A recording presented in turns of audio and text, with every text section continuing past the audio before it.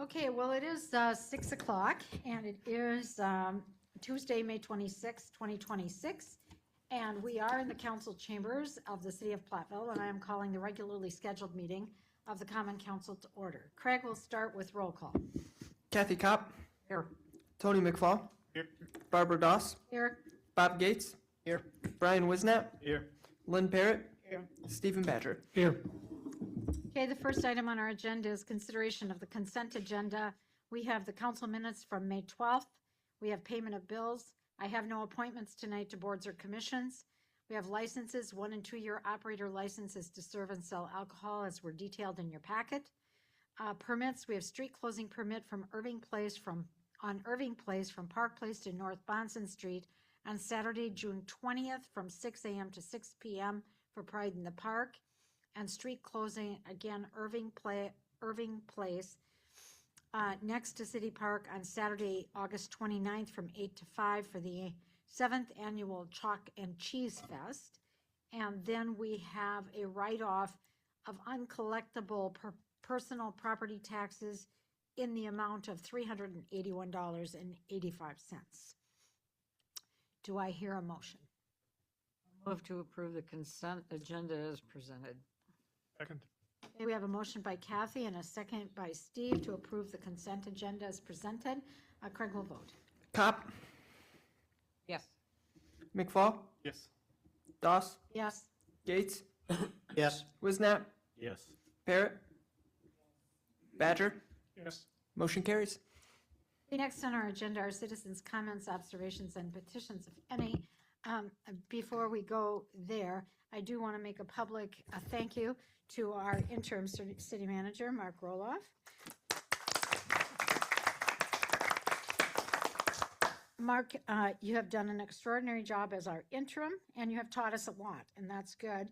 I think you've kept the ship sailing down in a great direction. So we will miss you, and we will watch where your next assignments and if they're even half as good as Platteville. Well, when you use the sailing analogy, it helps to have a good crew, and you're blessed with a very good crew. And I know you'll succeed very well with Kaz as your city manager. And the only question I have is, do you regret not picking me in 1992? So the answer to that, Mark, is that we were all teenagers then. If you can. Not all of us. Tony might be able to get away with that one, so. But it's been fun, and it restored my why I got into this business in the first place. It's been very enjoyable, and knowing that you can still make an impact in a community. That's why I got involved in local government in the first place. So thanks for the last 6 months, and wish you the best of luck with Kaz, and I know you'll do well because you got a great crew. So for those who don't know, on the council, Kaz is coming in for her orientation from Mark next week. And I believe Mark's last day, official day here, is Wednesday of next week, the 3rd. Is that correct? That's correct, and I'm praying for no hailstorms on June 4th and 5th for you. Thank you. Something we don't need at all. So that's my first thank you. My second thank you tonight goes to our fire chief for arranging today. Several council members spent about an hour and a half or so at the new fire facility, seeing the progress that's been made there. And I think Kramer's doing a great job, and I've not ever seen that much cement, but the guy that was painting the lines, he was extraordinary. So thank you, Ryan, for arranging that. I believe Bob has a lot to live up to, Mr. Lau, because he's promised the council a swimming pool tour. So we're gonna see how that goes now. Yep, the bar's pretty high, Robert. Bar's pretty high. Okay, anybody else with any comments or observations? Then we'll go on to the reports that were in the packet. The Water and Sewer Commission, anything to add, Steve or Tony? Okay, Airport Commission. Nothing to add. Nothing to add. Community Safe Routes, Steve? Nothing to add. And Parks, Forestry, and Recreation. Oh, nothing to add. Nothing on that one, and now, okay, well, good. All right, let's go on then to the action items on our agenda. The first is ordinance 26-04, amending chapter 38 of the municipal code. Remove Second Street from East Pine Street to East Furnace Street from the unauthorized ATV, UTV list. Andrea, I think that's you. Do you know that? Okay. Do you want to say anything about this? This is probably just one of the first in some changes to the traffic map that the police department's looking at for a little more continuity. And then just to simplify things as far as traffic flow and parking. So it didn't always make a whole lot of sense, and there wasn't necessarily a lot of reasoning or strong reasoning behind why we that was originally unauthorized. So just for ease and for people that are coming from out of town and using that route, it just makes a little more sense at this point in time to remove that. Anybody with any questions? So Lynn? we're removing the route off of the, We're removing it off the restricted route list. So that would mean now if you have an ATV or a UTV, you could drive it from, basically from Piggly Wiggly to Allegiant Oil. Is that about? Yeah. That route was restricted, and I think at first the consideration might have been there would be, foot traffic on Second Street, and people would get hit because, Well, and it still falls into, you can't have or cannot use the ATV, UTV from 10 p.m. to 6 a.m., just like any other vehicle traffic. And that's also specific to ATVs and UTVs. So when you have more impaired people that are walking in that area, they still would not be there. So.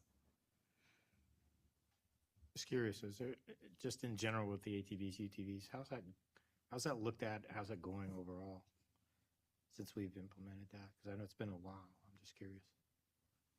I don't think we've had anything significant in the city of Platteville. We have not had anything significant come of that.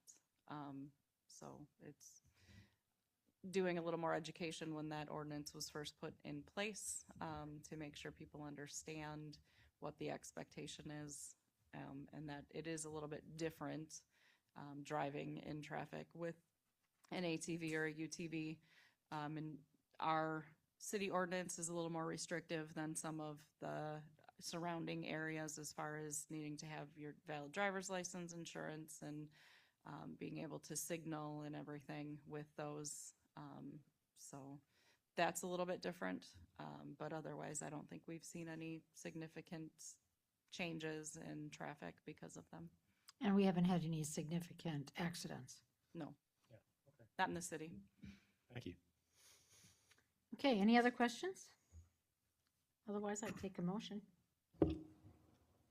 I move to amend Chapter 38 of the City of Platteville Municipal Code to remove Section 38.175A3, which currently prohibits ATV, UTV operation on Second Street between East Pine Street and East Furnace Street. second it. Okay, we have a motion by Brian and a second by Lynn to amend Chapter 38 of our municipal code, removing a section as defined. Craig will vote. Cop. McFall. Doss. Yes. Gates. Yes. Wisnat. Yes. Parrot. Yes, Badger. Yes. Motion carries. Okay, next on our agenda, we have the 2027 bus route changes and additional route. Yes, thank you very much.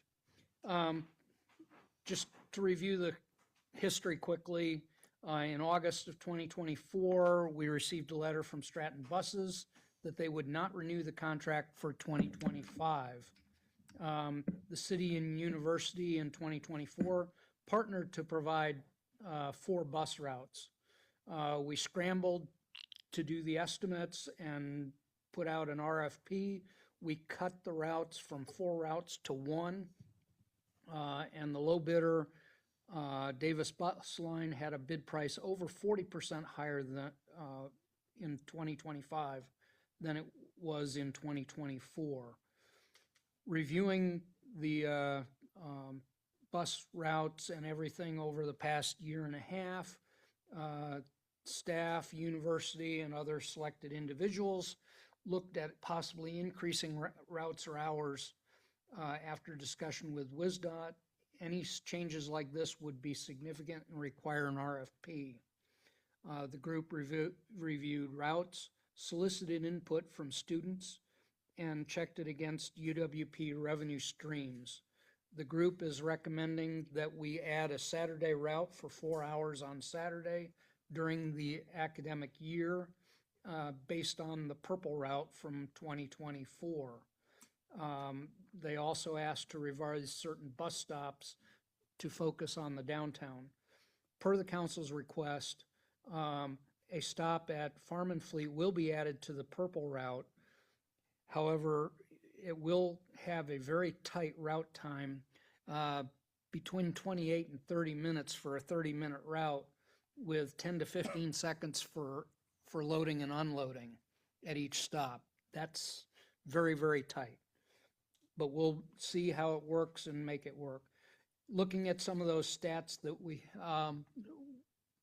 for those of you who need to look at it, Ryan has that purple route up on the screen. We would come in the one driveway and go out the next driveway and continue on to Walmart that way. The rest of it is the same as before. We have bus statistics from 2024, 25, and year to date. One of the interesting things is when we reduced from 4 routes to 1, we reduced the number of hours by over 70%. We only reduced the ridership by 24%. So the bulk of the riders are on that orange route. Almost 100% of the riders are university students.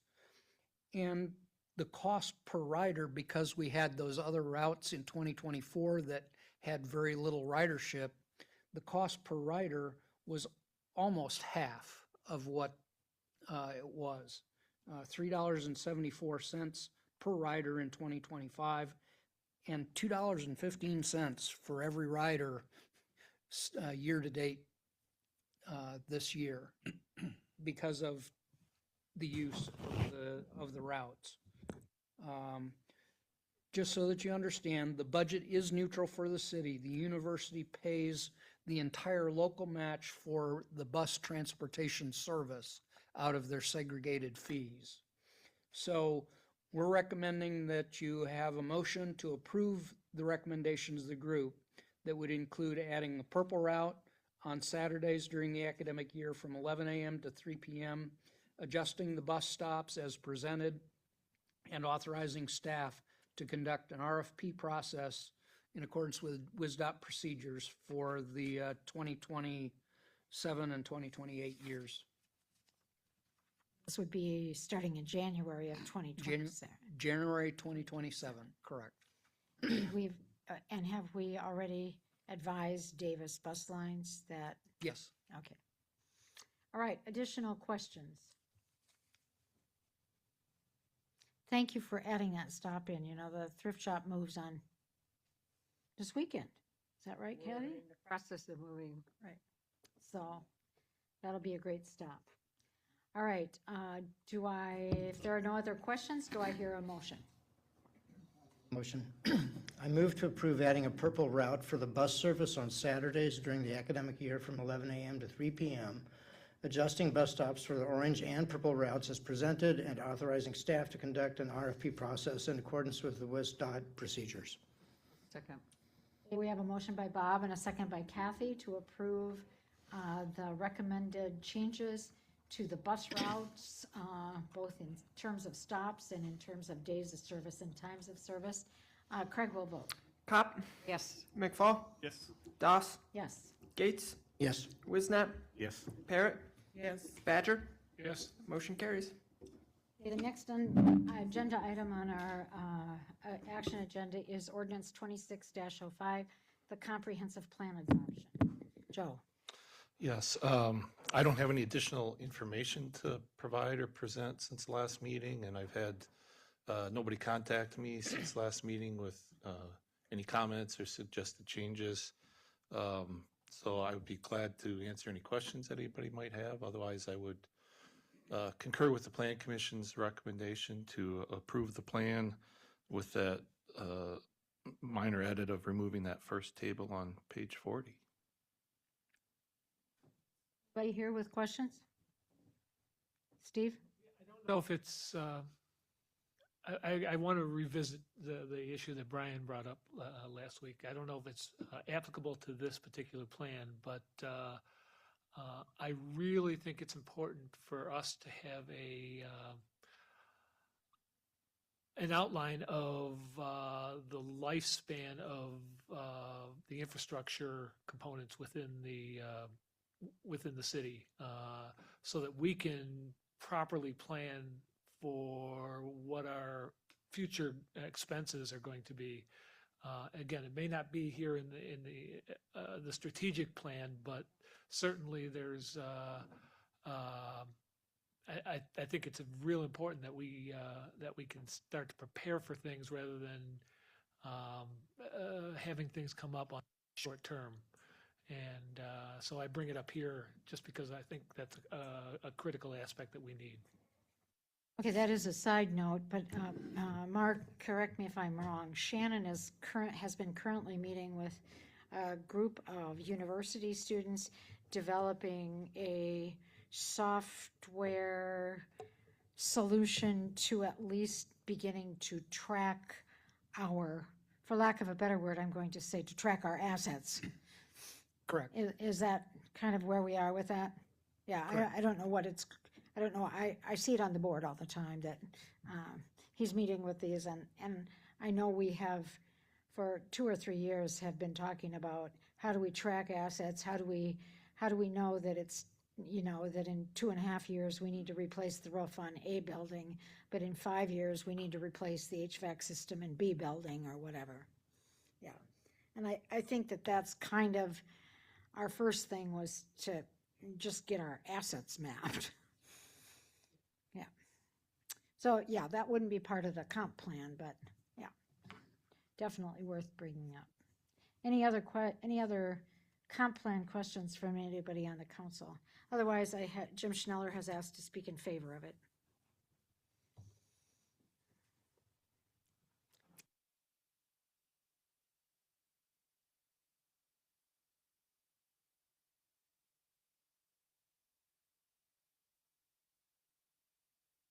My name is Jim Schneller. I live at 620 Ridge Avenue in town here.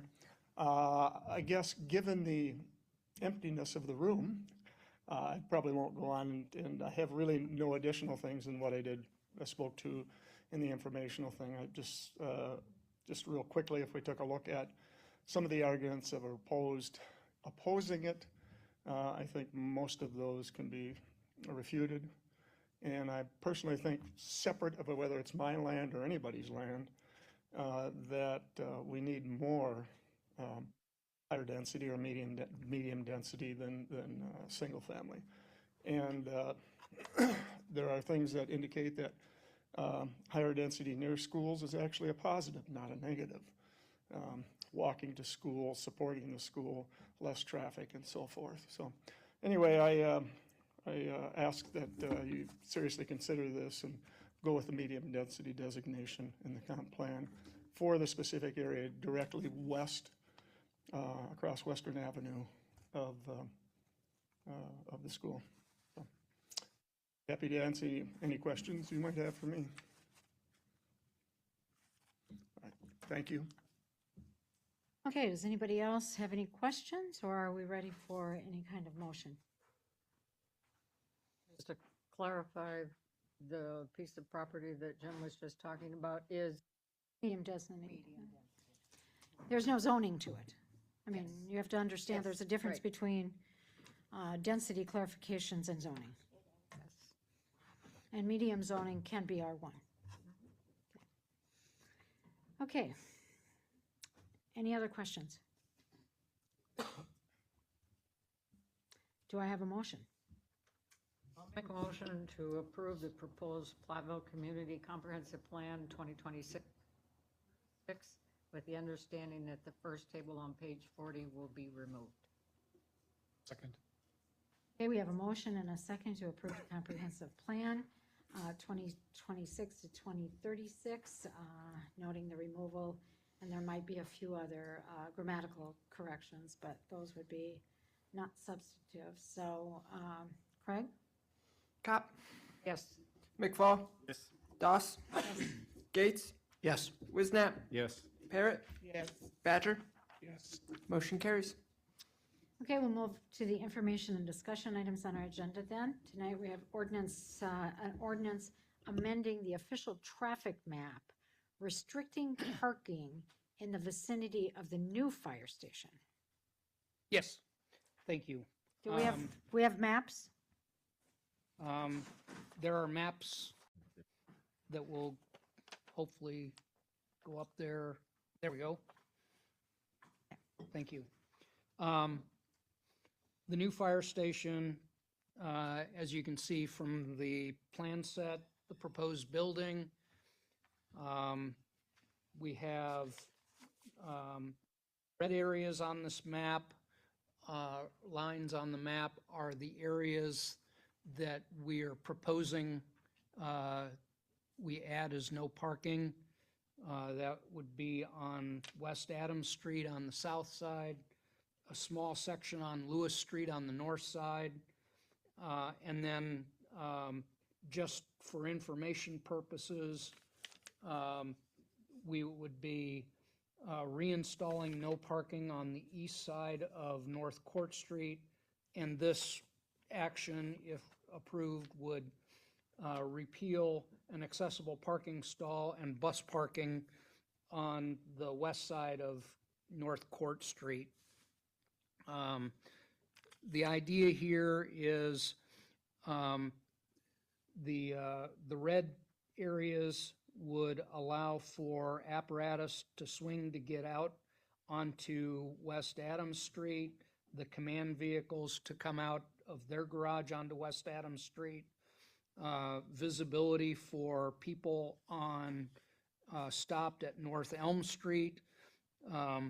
So they've got that. And then the no parking on the north side of West Lewis Street would allow apparatus to swing around and come into that entrance or return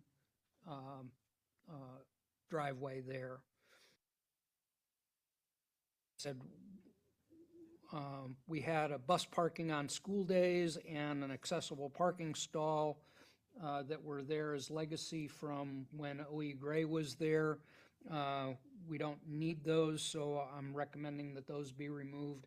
And then, as I said, for your information, we had always had no parking on the east side of North Court Street. We did not reinstall that when North Court Street was redone, but our intention is to put those signs back up specifically because of the traffic congestion with training days and such like that. You'd have the firefighters coming in and doing that sort of thing. So we would just reinstall those, just wanting to make sure that you're aware of those. And the ordinance would be effective September 8th so that people would have plenty of time to get used to it prior to the grand opening and them moving in. Okay, questions, comments from council members? I have a question.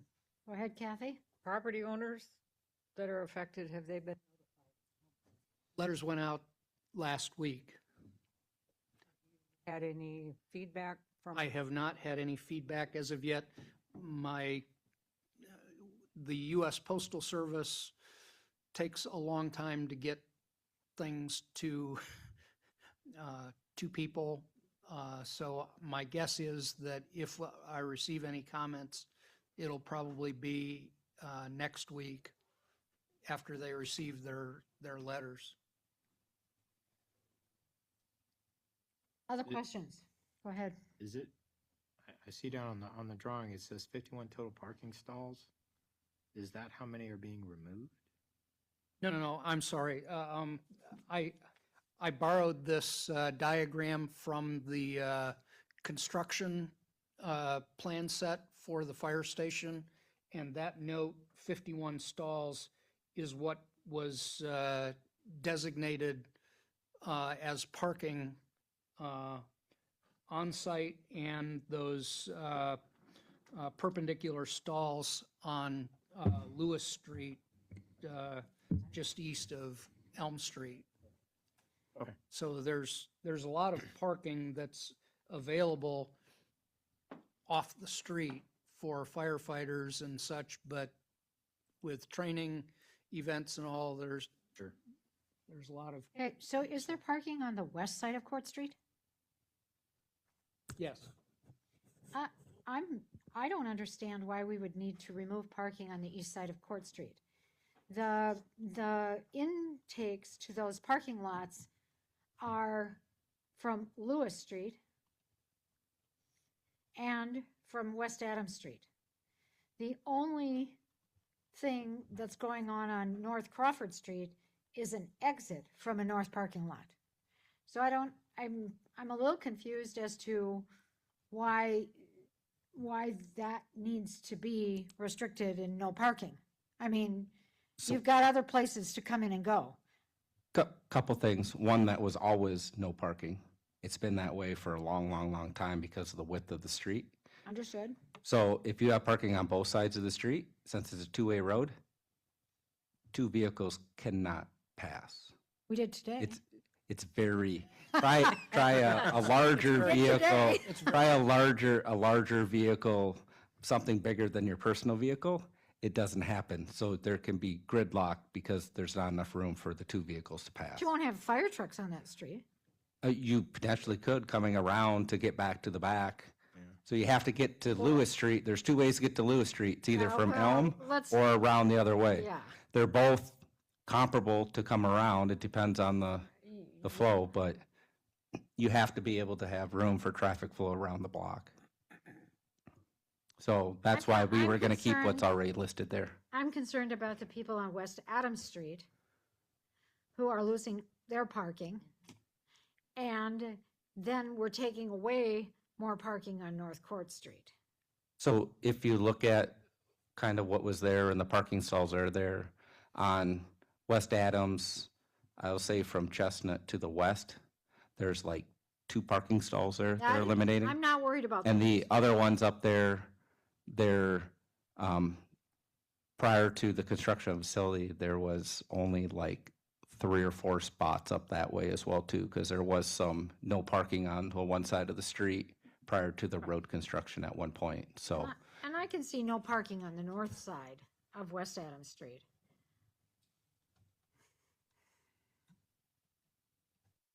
I think it's going to be interesting to hear what the property owners say. There are some regulations by state statute that does not allow you to park within so many feet on the exit of a fire facility. So some of those are mandated by the state statute, responding from the command garage and the other ones that there are some state statutes that limit where parking is allowed. Kind of like the old fire station has no parking across from the apparatus base. That's based off of state statute.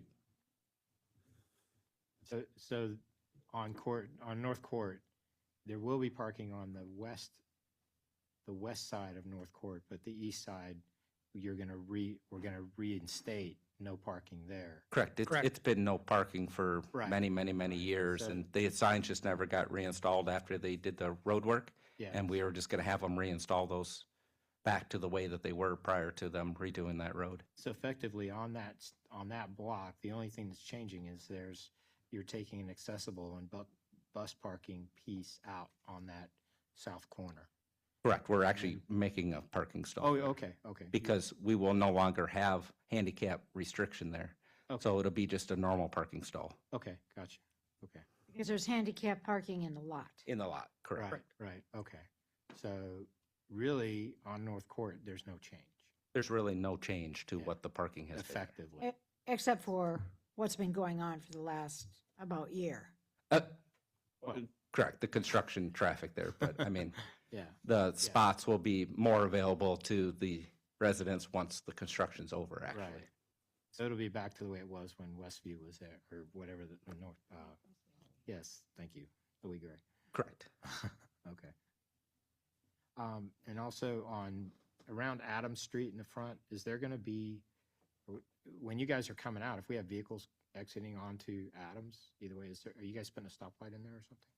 No, just kind of like we are now, when you see the trucks with the lights on, you can see a long ways as long as we have those viewing paths open there. That's why we're restricting some of those to the west on Adams Street. Right. But as long as you can see all the way down then, if there's no parking there, all the way to the laundromat, and then you can see all the way to the stoplights the other way. So people see the big trucks with the lights, and they'll pull over for us for that. So, So. Brian, for your information, probably now 3 years ago, maybe 4 years ago, we had the DOT in and reviewed that whole thing and said, do we need flashing lights? Can we do this?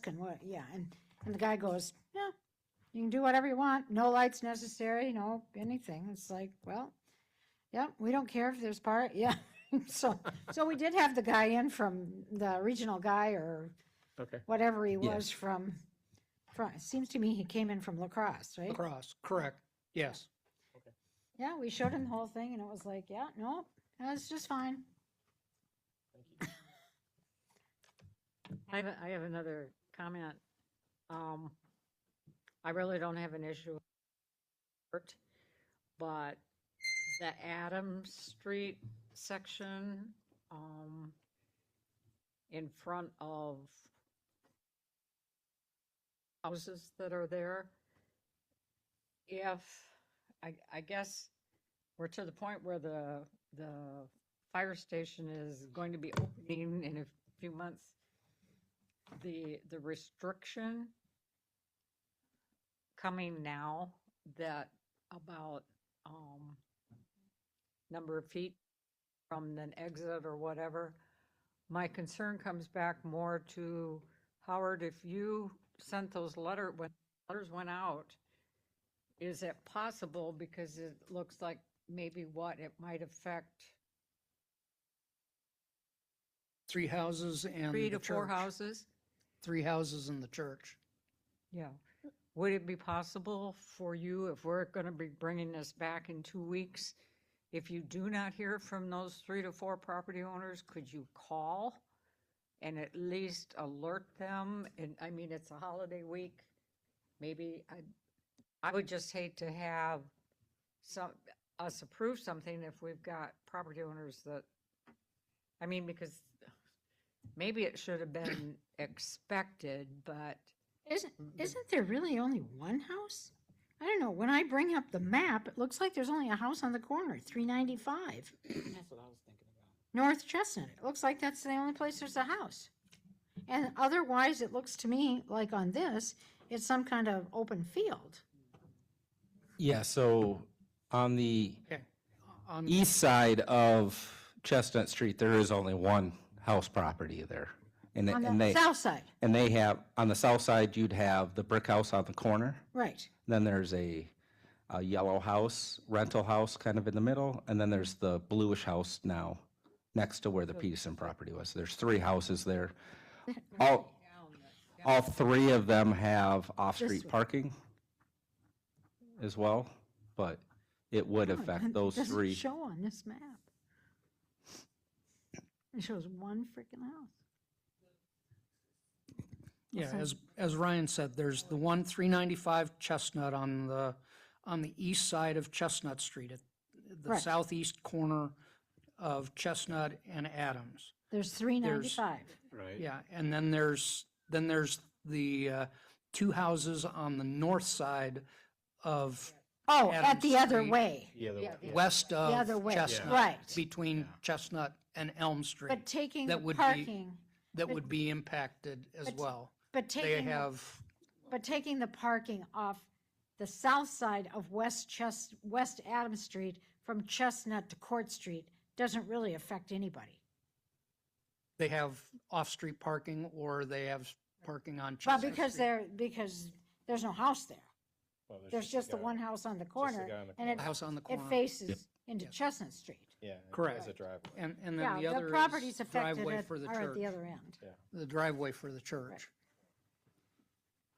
And is this enough space on the backside? It looks like it's only, and there's not really a street on the Lewis Street side. Yeah, so that's just a little bit of space, so when the aerial has to turn in, the back end of it doesn't hit a parked car there. Parked car. So there's some yellow there because of the corner already. It just pushes it a little bit Okay. farther, so that you have a little more room for that swing, just to be safe. The part on the west where the red line starts on the west, that's North Chestnut Street going north from there.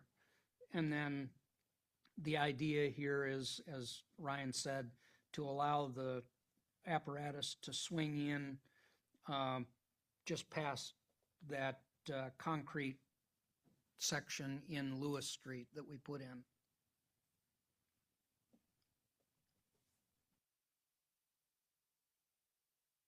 Any other questions? Otherwise, Howard, you'll be back in touch with what you hear from neighbors. I will attempt to find phone numbers to call or knock on doors.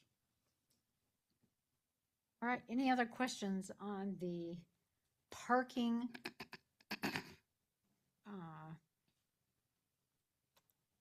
requests, I guess, I don't know, for the new, in the vicinity of the new fire station? I mean, just one thing to clarify it for myself. It sounds like what Howard's doing is more of a courtesy than anything else, because it is a state requirement that there be no parking right there, right? No, there could be parking on West Adams. Yeah, there's a mix of stuff there, Bob. So Okay. some stuff is required and some of it is just making it safer for everybody. You know, the line sight, like from Elm Street up. So if you look at the one photo in there, it's actually from sitting at that stop sign and looking to the east. If there was vehicles parked there, you would not see a truck coming out of the station there Okay. until it was all the way out and traveling down the road. So someone could pull out from the intersection possibly without seeing the truck. So that's why we wanted to clean up that line of sight there. And I suppose we have accidents at that intersection anyway of North Elm and West We have, Adams. we definitely have. Because whether And- it's a big truck or a little truck, if there's something parked in the way Right. there, you can't see it. And- I've and, taken uh, all kinds of complaints there. A side effect of it is that it would allow for more swing for semis at that intersection, because a lot of times they cross over the double center line anyways. So it will benefit just the traffic flow in general as well. Thank you. Any other questions on parking in the vicinity of the new fire station?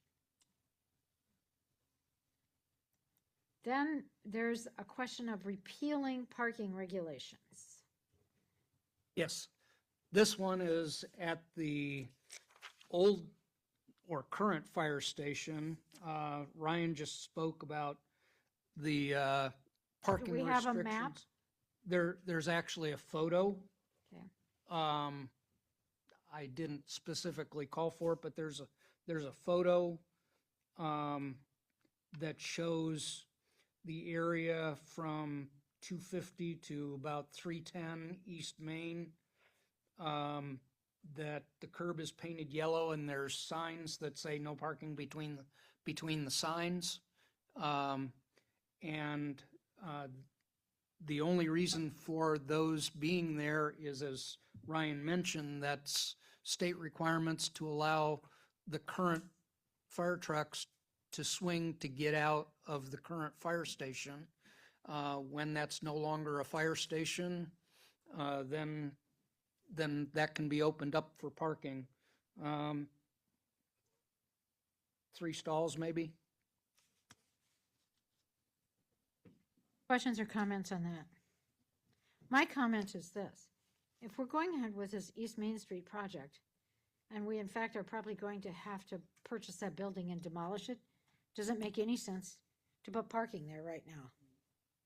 I mean, we couldn't possibly put parking there until the station is moved in October. So does it make any sense at all to then say from November and December or whatever? I mean, I don't know what our timeline is on the other project, but it doesn't make a whole lot of sense to say you can park here and then say, but now you can't park here. Yeah, I mean, it's your choice. We just thought it was a chance to open up some parking in the downtown area, so it would no longer be mandated or needed. So Right. It's not removal of mandated a or couple needed. signs potentially could Yeah, the other open thing it up. in addition to what the chief said, the council had commented during the discussion about East Main that there were some discussions about the road profile, and I heard several council Right. members say, I don't know if I like that. So you're gonna be able to revisit this issue Okay, probably a couple times, and I think Howard wants to weigh in because Howard has some perspective on it, but I think those will be that'll be the lighter of your issues. You're gonna have a lot more stuff to talk about parking in this corridor, and the chief will be glad he's gone by that point. so I do have a question, Howard. Where are we on that other project? They have, I mean, I just- know that's not part of it, but it's kind of Yeah. part of it because this is in the Okay. area.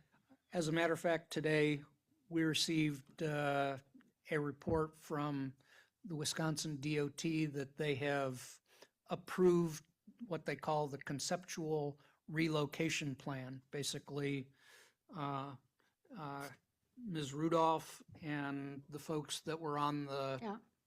the set up here, they presented their plan for relocations to Wisconsin DOT, and the Wisconsin DOT has officially approved that.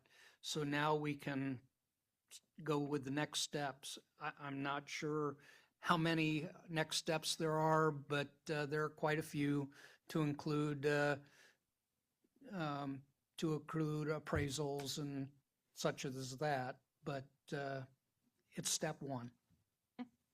And I'll talk to Howard about adding that to the weekly update. Yeah, we should have, yeah. that needs to be It- added. Yeah, It happened just today. Yeah. So it was after the update went out. and the effective thing for this one is we're gonna be removing 2 signs and Yeah. removing and- the paint, and so paint. this will be pretty easy. Well, I just didn't think it would make a whole lot of sense if then the very next week we put up signs, no parking because we're tearing down a building. It's not going to be next week. Yeah, Oh, okay. Is it going to be kind of like the other 28, buildings in town that 29. are coming down that are not? it'll be like 28, 29 that we're looking at. Oh, late 27 probably. Okay, so that people will have at least a year to park there. Yes. Okay, next on the agenda, transition update for the city manager starting June 8th. Thank you. I think you covered some of it earlier, but Ms. Muskie is starting on June 8th, and she is moving her family on June 1st and coming in on June 2nd. So I have no complaints. She has been very helpful and certainly cooperative with me on the transition issue. So she'll be here on the 2nd. We normally do an agenda preparation meeting, and she will be there while President Dowse and President Pro Tem Copper there. So we'll be able to do that. She'll be able to see that in real time. And I'm also arranging a meeting with City Attorney Bill Cole to go over some issues as well. So we've got a handful of things that we're going to be covering in addition to turning over the computer and everything. So technically, I will still be interim manager through the 5th, and I'll just be telling everybody to use my McMahon email because I will be basically turning in my computer and so that Kaz has it first thing Monday morning. But should something unusual, knock on wood, occur, I'll still be available. And Kaz has my number, and she'll be, I think, taking advantage of it. She'll probably put me on speed dial for a couple weeks, and then I think she'll be just fine. So that's the plan. And any questions, please let me know. If there's any loose ends to tie up that you want to know about, let me know. I am going to be providing council with a memo just on some observations, suggestions. I'll be copying Kaz on that as well, so you'll both see some observations that I've made, just things to keep in mind for the future and whatnot. But it's been a pleasure serving you. Great. All right, and the next information and discussion item is reviewing of the strategic plan. So Mark. Yes, thank you. The draft dated May 26 is in your packet. It's about 21 pages. Steve, you brought up a point a few minutes ago regarding infrastructure, probably very relevant for this discussion here. I would say the document on, I'll get the page, I had it here a moment ago. Yeah, it's, of the document, it's page 10 and 11, but it's page 74 of your agenda packet. And I would, one of the things that we put together with the departments and Troy, who's here to answer any questions as well, is within each strategy that the departments identified with the council through the workshops, we assigned champions, several department heads, one or more department heads that championed one strategy and then went through that specifically, gave me edits. Then Troy and I worked on those same edits. And then we developed a structure within the structure. Within each strategy, there are objectives and then action items. And that was, I think, one of the comments we heard from council. We want to make sure that how are people going to be held accountable for this? Well, the best way to make people accountable for it is turn it over to the people who are going to be having to be accountable for it in the first place. So each of the departments did a nice job of identifying this and putting a little more meat on the bone.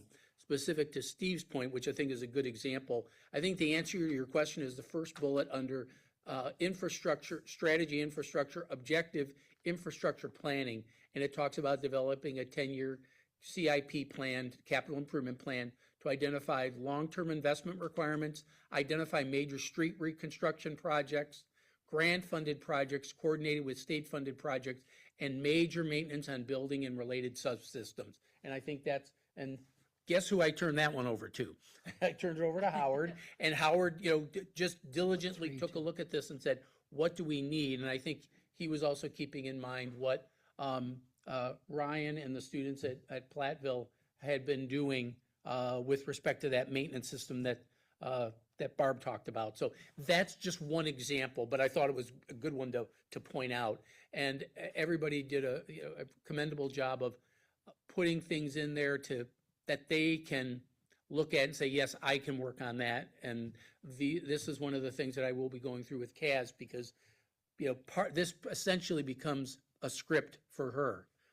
And hopefully the answer to questions that council will ask, where'd this come from? Hopefully the answer will come, well, it came right from the strategic plan. And that's the whole idea, that you tie in actions of the departments with the goals that have been approved by the council. So that's the structure of the document itself. Happy to answer questions you might have. Troy's here as well. And I think, even the departments have a little more ownership of it now. And they'll see how much more ownership they have long after I leave. But they'll see that they have responsibilities that they need to follow. So I'm happy to answer any questions that you might have. Okay. Questions from folks? I appreciate what that I brought it up at the wrong point, and you're right. This is where it should have been brought up. That being said, I wonder if 10 years, a 10-year window is maybe even a little, particularly with some things, a little small. I wonder if maybe a 15-year window might be a little better, particularly considering that we're financing out for at this point. I think my concern is that we know what we're looking at going forward, so that if we get into debt, that we're not so deeply in debt that we can't fund these things later on. You could go out as long as you wanted to. I can tell you that most cities are only doing a 5-year.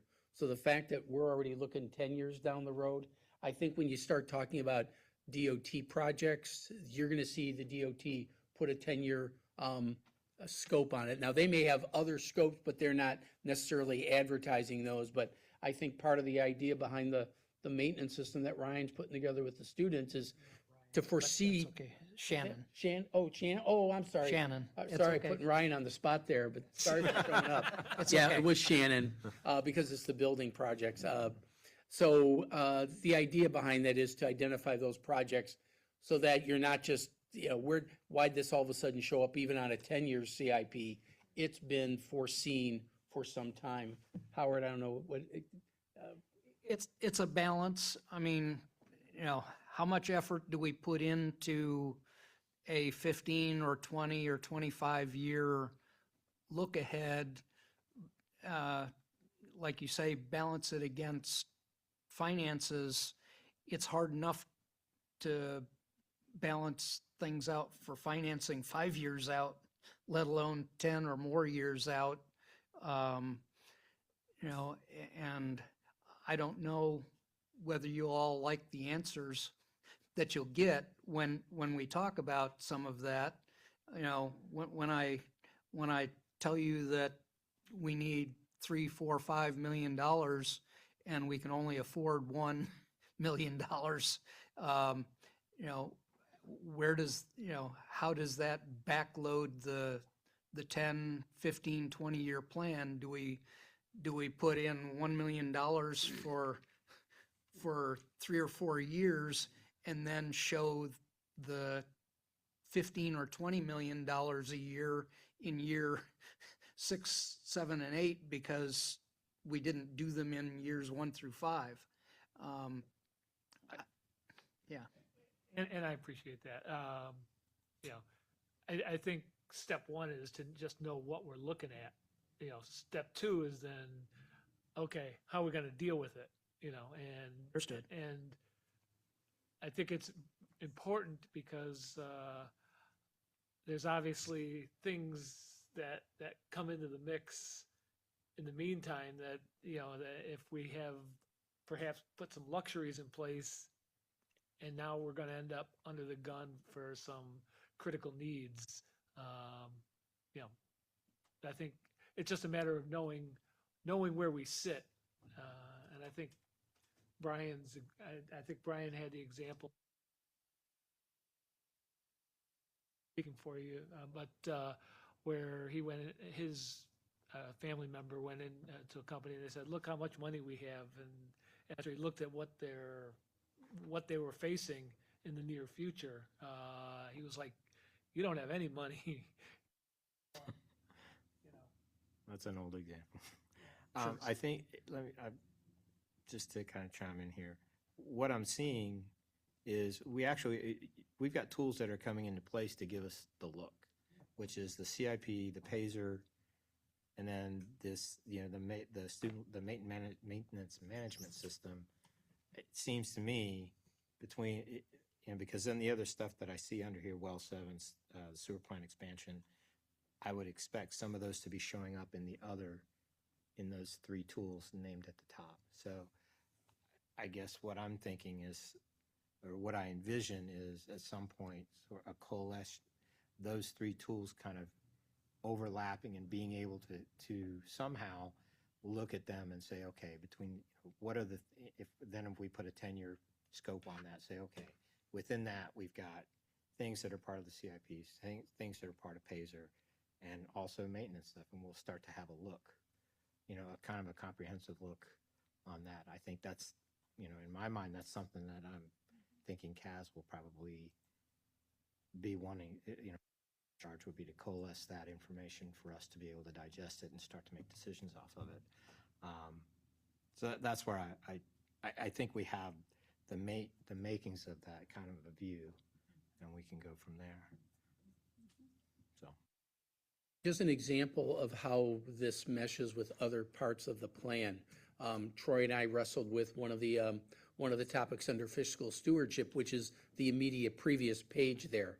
And the last bullet under objective fiscal management is evaluate the city's debt management and funds balance policies and report on both annually when developing the capital improvement plan, because it's like, how does the CIP compare with the debt plan? How does the CIP compare with the fund balance? How does the operating budget? So it's looking at all these things, and if you're looking at it on an annual basis and updating a 10-year plan every year, then you're, even though it may not be 15 years, I think Howard's politely trying to tell you, you got enough to handle in your 10-year CIP. You don't want to see, I don't think he's being Jack Nicholson, you can't handle the truth, but at the same time, you need to at least get a good focus on your 10 years so that you can bite off that part before you start talking 15 and 20 year. But I would tell you, if you went down and asked any department head, what needs you perceive in the next 20 years? Well, I can tell you the fire chief has every single apparatus identified, and they typically have like a good ones have the 20-year lifestyle. He'll tell you every year in the next 20 years when you're going to see that. And you can put them on a 20-year replacement cycle pretty religiously. So in that case, I'd say Ryan already has his 20-year CIP down. And Howard's going to know, and Howard would love to see you put how many miles a year do he would like to see more of that. But I think it's recognizing how much can we handle and manage within even a 10-year cycle. You're doing better than most if you can get your arms around that, and then coordinating that with finance to make sure that your debt management policy. Part of debt management policy is also based on how does your equalized value grow? Because your debt limit is based on equalized value. That can be either growth in property value, which is kind of a cheating way to do better because you're not growing, you're just growing your debt cap. Right. The other part of it is, are you really growing? Are you getting additional residential, commercial, industrial that's truly adding to the base, which then can do that? And one of the things I'll give Troy credit for, he really was pushing within the infrastructure, and some of his fingerprints on this are going to be on the growth management part of it. It's like, okay, we can do more, but is it really a good investment? And I think he really pushed that part of it. And I think that's where Troy had a little bit of involvement, the department heads had involvement, and you can take a look at all these. We're focusing on infrastructure, but that's a good one to get your hands around. But I would say that even though it doesn't say 15, you're getting 10 plus with everybody here looking at this. I think the one other thing I'm thinking about is with these projects, and if you start talking about the debt management and everything else and how we fund them, a way of better understanding when we start looking at getting grants and state grants, federal grants, what is the extra baggage that's coming with those? I think you had a really good lesson with East Maine. Yeah, I'm wondering how, is there a way to get that up front and say, okay, there's federal money for this, but this is what it entails. Well, and I think the other thing, Brian, it's one thing if we have a grant, and I'm not trying to dissuade grants by other groups, but we have done pass-through grants that cost us quite a bit of money. And we get nothing basically out of them, except our staff time is donated. But that donation is never recognized by the receiving organization. And I could name probably 3 without even nodding. But I don't believe that they've ever actually said, thank you, city, for doing this. They probably have had other issues and said, the city just never really helps us. Well, anyway, I kind of came in the tail end of the West Adams thing, and but so I don't know what the protocol is and what the board at the time information was given. So, but that's just something I'd be. You mean the East Main Street? Yeah, East Main Street. I'm sorry. Yeah, but that's the one thing I'd be interested in. Now, is there even a way to evaluate it or balance that yes/no decision to go forward on that? I'm putting you in the hot seat, Nicola. I hope not. the bottom of page 74, objective grant management policy. That's exactly what you're talking about. Okay, thank you. The process we went through with getting the department heads more engaged, that's the type of additional quality you got added to it. So I'm glad we were able to answer that question with a specific spot right in the plan. And this is a lot. There's a lot of bullet points in this 21 pages of document. A lot of actions. Okay, other questions or comments? This is obviously not on for action tonight, so I guess I would ask council members and staff too, I mean, staff had a role in this, to read through and look for a couple of things. Number one, look for things you don't understand. And if you don't understand it, make sure and let's figure that out, because we don't want to put things in that we don't understand. And I guess the other things I guess that's the majority of it. If there, I don't know about saying if there are things in it that you think shouldn't be, or if you see holes. I guess that's the other thing. If you see that, geez, I wonder why this wasn't mentioned or that. We talked about this a long time and it doesn't seem to have made the plan, because we've all been involved in this. So if you see that there's, if you believe you had something that you talked about or that was talked about by a lot of people that seems to be missing, I guess we need to talk about that too. So we're not bringing it back for action next time? Yeah, we would be, yeah.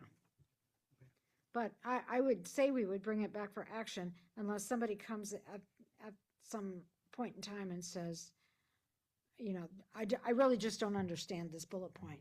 Can somebody, and so, yeah. You want people to do that before. It would be great to do that before. Yeah. meeting. And send it, and we're gonna send it to citymanager@platteville.org. Because we want him working to the very last minute. Okay, any other questions? Then I think we've finished the information portion of our agenda.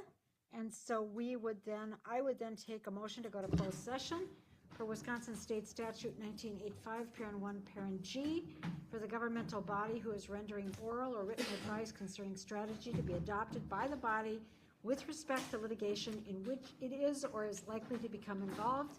This would be the Walmart assessment. I make a motion that we go to closed session. Second.